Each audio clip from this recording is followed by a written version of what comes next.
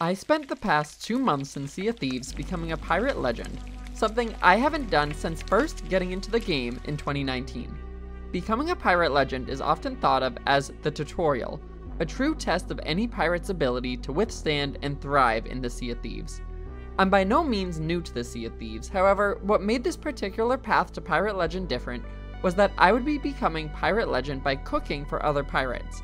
Then, in exchange for the fresh meal I cooked for them, they would agree to give me loot to sell, or allow me to get loot to sell.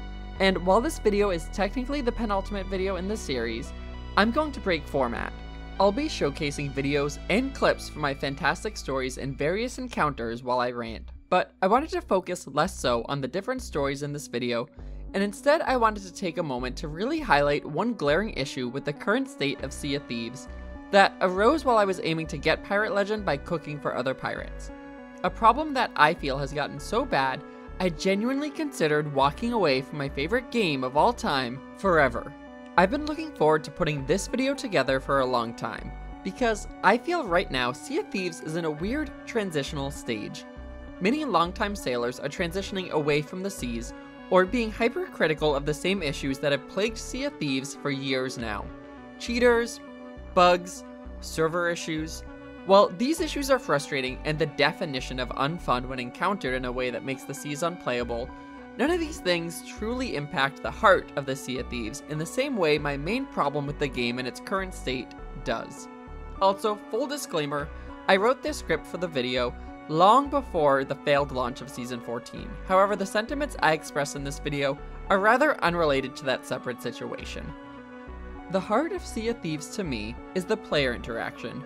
Take a look at any of the videos on my channel and you'll see I'm obsessed with interacting with other pirates, because after putting thousands upon thousands of hours into the Sea of Thieves, while I still enjoy a few core elements of the gameplay loop, everything eventually loses its shine. But the unpredictability of what another crew may do in any situation is what brings the seas to life. When I set out to become pirate legend by cooking for other pirates, I was looking forward to both providing an unpredictable encounter for other pirates and seeing how they would react to me. Some tried to kill me, others ran, and a surprising amount of crews full-on embraced me, giving me full access to their ship and any loot aboard. Every way these crews respond to me was completely valid, and I take no issue with. I do take issue though with how difficult it was to have a meaningful or impactful interaction with other players.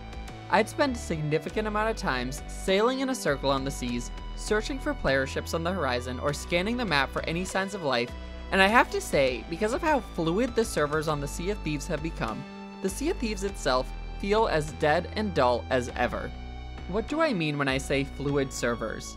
Put simply, Sea of Thieves right now has a server limit of 5 to 6 ships on a server, based on crew size. In the past, prior to the days of Hourglass or dive voyages, crews would typically log on to a server and for their entire session play in the same server. While other ships on the server may log on or off, any other ships on the server would also be limited to that server. Meaning, if you were in a server for a while, you'd likely encounter the same pirates or crews and your session was truly leaving an impact. A Reaper on a server would be an actual threat, as they wouldn't be going anywhere anytime soon, so you'd have to strategize and play around their existence. Every server felt like its own isolated storybook. Over time, methods of changing servers began to be introduced. First with portal hopping, utilizing the Pirate's Life Tall Tales, then with Hourglass, and eventually dive voyages. So Sea of Thieves went from having contained servers with 5 to 6 ships all working on various goals in the same shared space, to nowadays, the spots on the same server being occupied by ships that are at most temporarily there. Some ships may be in the far corners of the map doing Hourglass, where no matter the outcome, both ships will end up leaving. Another ship may just be supplying up and diving for a voyage. Another ship may have just been brought onto the server after diving with the intent to do a fortress and then immediately sell. One crew may be occupying the Burning Blade, which gives zero incentive to interact with other players while being manned.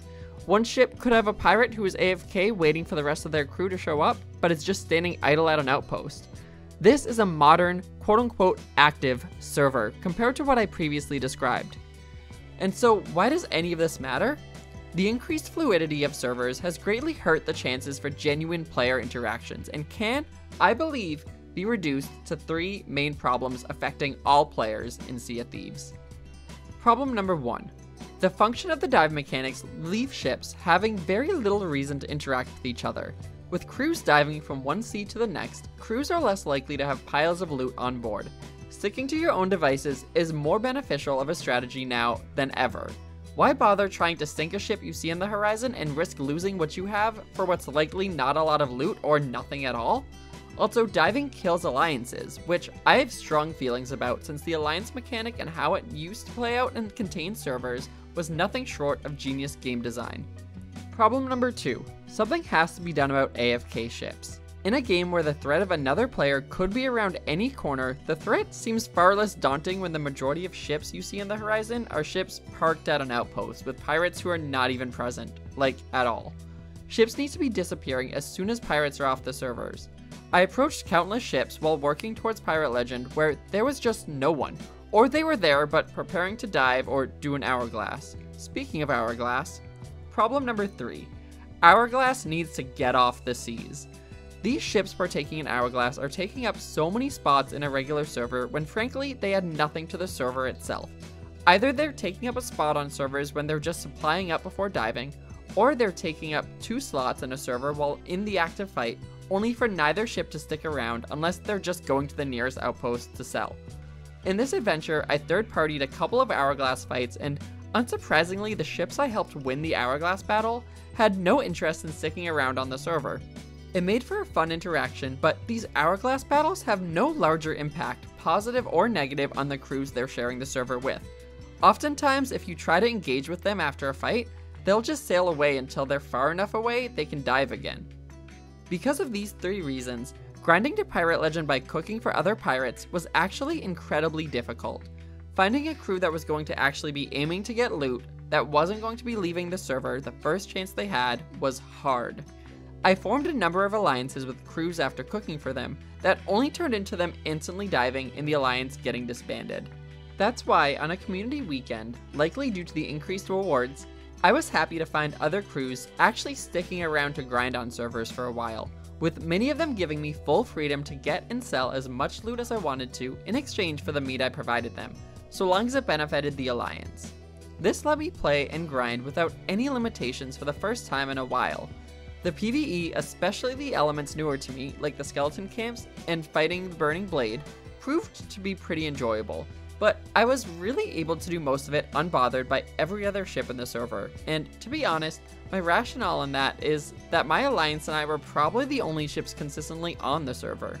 This made the grind during community weekend easy, but had I been new to Sea of Thieves, I wouldn't have really gained the all-important experience you used to need to survive on the seas.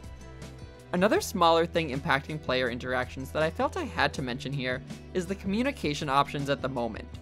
With the introduction of PS5, I feel communicating with other pirates on the seas is now more difficult than ever. Most pirates were already using Xbox parties or Discord calls to talk instead of communicating solely on the seas, but I had so many conversations with pirates while on this grind for Pirate Legend where I was genuinely unsure if they could hear what I was saying or if they had any way they could effectively communicate to me. This issue has long plagued Xbox players that they can't be in an Xbox party and game chat at the same time. It's 2024, this needs to be figured out. Striking up deals is top tier piracy, and it stinks that not everyone's on an even playing field just because they might be in a separate party. With all of my issues out there now, I'm very genuine in saying that I consider this being the end of my time with Sea of Thieves because these various pieces had me feeling for the first time in 5 years, the magic might actually be gone. Here's what I would do though to address some or most of my issues if I were Rare. 1. Move Hourglass to a separate setting.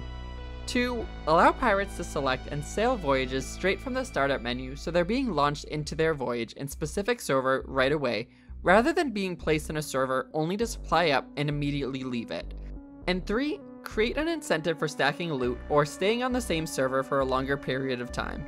They already have an interesting system for Hourglass ships that are defending, where the more loot stacked on their ship, the more they have to gain in an Hourglass fight. Why not use a similar system full time? These are my unfiltered thoughts on what I believe is the largest issue plaguing Sea of Thieves right now.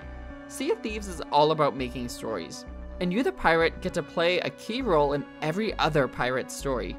Are you the pirate who got bested trying to bring a keg on another pirate's ship? Are you the pirate who stole a high-value chest right out from underneath another crew's nose? Are you the pirate who befriended 10 other pirates and convinced them all to sail on a single sloop? You could be every single one of those pirates, because anything is truly possible on the Sea of Thieves. With the game's current state though, these possibilities are becoming far more rare to downright impossible. And with my cynical thoughts out of the way, I truly feel like cooking for other pirates to become a pirate legend sent me on a journey with Sea of Thieves that I never saw coming. I care deeply about the heart of Sea of Thieves, and can only hope Rare can remember what makes the game special, the pirates that you meet along the way.